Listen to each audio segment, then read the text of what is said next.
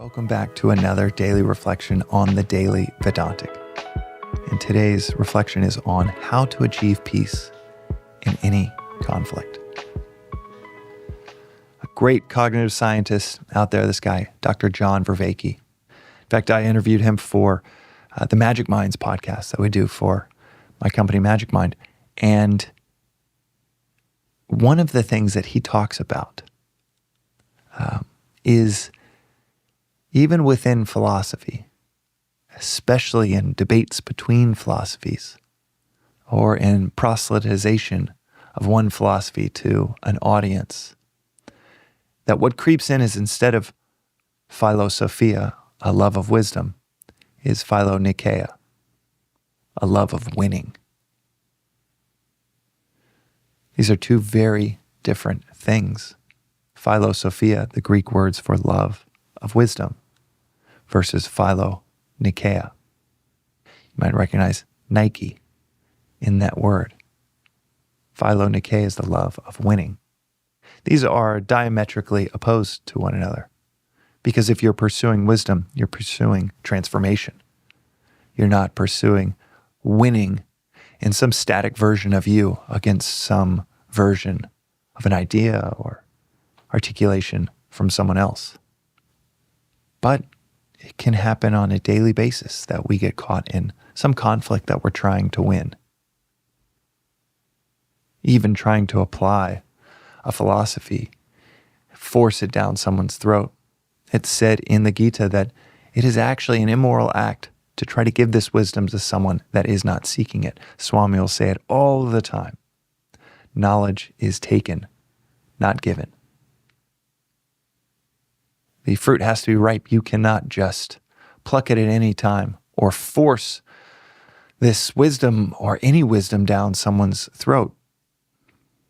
I'm also reminded of the quote, "That which is forced is not forceful." And let's say the conflict is even far more mundane than trying to proselytize some philosophical viewpoint. Maybe it's just you proselytizing some viewpoint you have at work, or a viewpoint you have between you and your significant other, or a best friend. What does this philosophy say about resolving any conflict? Well, it says that all conflict and disharmony comes from selfishness. It might be fighting over a seat on the bus, but it is that selfishness from both parties wanting something that creates conflict. So there's two steps to untie the knot of any conflict in your life. One is to see how the other person might be right. Instead of a love of winning, you have a love of wisdom, recognizing, wow, there are about 1,000 times in my life where I was wrong. This might be another one of those, where I might be partially right, but wrong enough to where I can gain some wisdom by seeing their point of view. And when you say the words, "You're probably right," maybe it's a text between you and a parent, you and a friend or a colleague, and in that text thread, if you drop those words, "You're probably right," and you have a genuine love of gaining wisdom on where you could be wrong, you see where they're probably right, at least in the tiniest sense. You cultivate a perspective of, oh, I appreciate that they're sharing this with me. And you say those 3 words, "You're probably right." You will watch their desire to win evaporate. I get that the fear is, wow, this is just going to embolden them. But it won't. Try it out. That act of unselfishness will surprise them so much that in actuality, it will be a mirror on them and their own selfishness. Even if they seemingly get the last word, watch what happens when you give up that desire to win and you tell them, "You're probably right."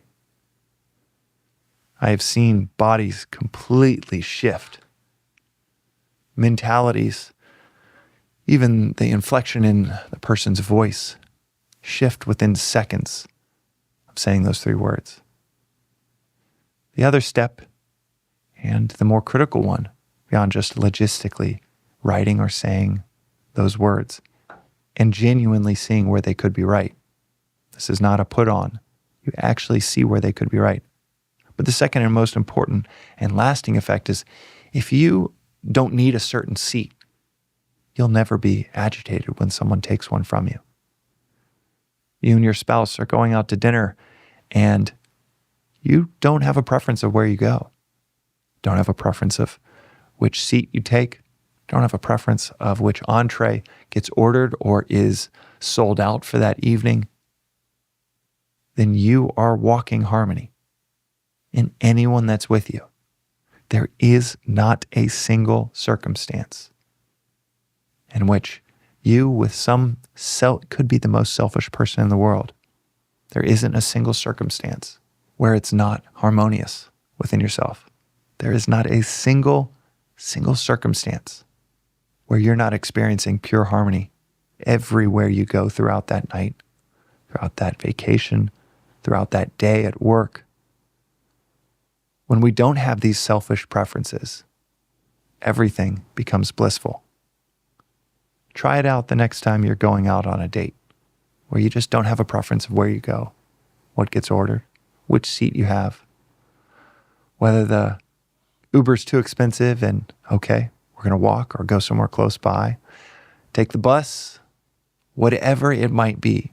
Try an evening where you don't have any preferences and watch how well it goes for you. So how do we get out of any conflict?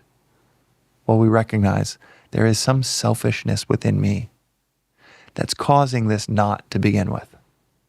I don't need to even change the other person. If I can change that within myself, the knot unties itself. And the second thing is these 3 atomically powerful words. You're probably right. Try those out. See where they could be right, where you can gain wisdom instead of gain some points on some fictional board. And see if you actually create harmony in that very moment, within seconds of choosing wisdom over winning. That's today's reflection on the Daily Vedantic. We'll see you next time. Thanks for listening to the Daily Vedantic. This reflection is part of a free repeating 2-year course in Advaita Vedanta. Rooted in the timeless wisdom of the Upanishads, arguably the oldest philosophical texts on earth, you can begin with episode 1, which gives the 15-minute overview of the whole philosophy of Vedanta, or you can join the journey with any episode at any point.